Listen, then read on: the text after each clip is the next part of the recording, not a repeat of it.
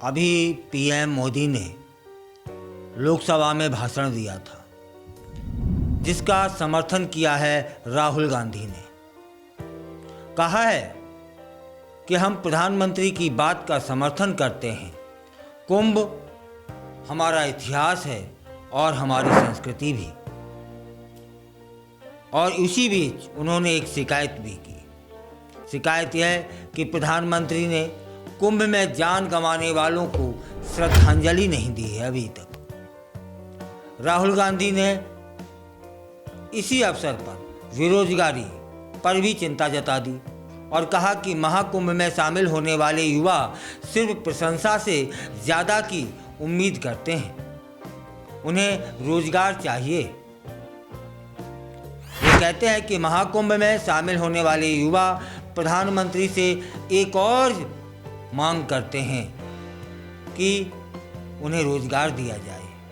यह नया भारत है। संसद में विपक्ष की आवाज़ पर रोक को लेकर सरकार पर उन्होंने निशाना साधा।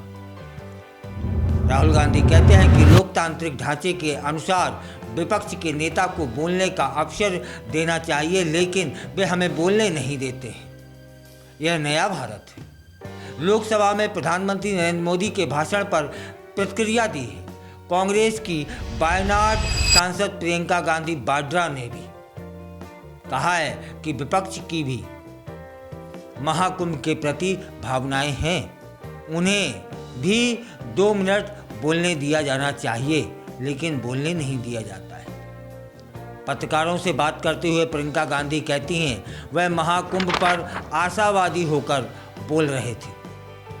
विपक्ष को भी अपनी बात कहने का अवसर देना चाहिए था, क्योंकि विपक्ष की भी महाकुंभ के प्रति भावनाएं हैं, आस्था है।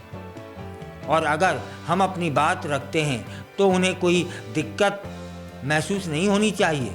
विपक्ष को भी 2 मिनट तो कम से कम बोलने देना चाहिए था ना। अब यहाँ जान लेते हैं कि पीएम नरेंद्र मोदी ने क्या कहा था। इससे पहले प्रधानमंत्री मोदी ने महाकुंभ को भारत की एकता और विरासत का भव्य प्रतीक बताया था और सरकारी कर्मचारियों एवं स्वयंसेवकों को उनके योगदान के प्रति धन्यवाद दिया था।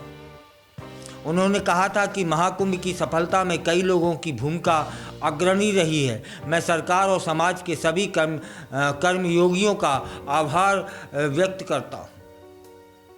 धार्मिक समागम के पैमाने पर बोलते हुए पीएम मोदी कहते हैं कि प्रयागराज में 45 दिनों तक चले इस महाकुंभ में 66 करोड़ से अधिक लोगों ने हिस्सा लिया और माँ गंगा, माँ यमुना और पौराणिक माँ सरस्वती नदियों के संगम पर स्नान किया। वैश्विक संघर्षों और बढ़ते राजनीतिक तनावों के बीच नरेंद्र मोदी ने महाकुंभ को भारत की एकता का एक शक्तिशाली उदाहरण बताया। इस एकता का भव्य प्रदर्शन ही हमारी सबसे बड़ी ताकत है। और उस पर राहुल गांधी ने कहा कि उनके भाषण का मैं समर्थन करता हूँ, पूर्णतः समर्थन करता हूँ। लेकिन शिकायत है कि जिन लोगों ने की जान गई है, उन्हें कम से कम पीएम मोदी को श्रद्धांजलि तो देना चाहिए थी।